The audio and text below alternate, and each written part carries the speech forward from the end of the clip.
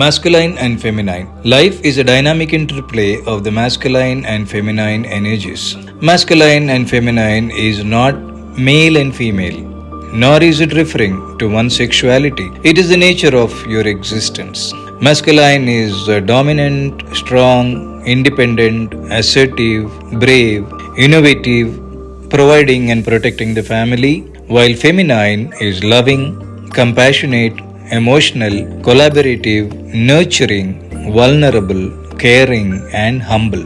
You chose to be born a male or a female because you felt that you can fulfill your life purpose with which you were born better either in a male or a female body.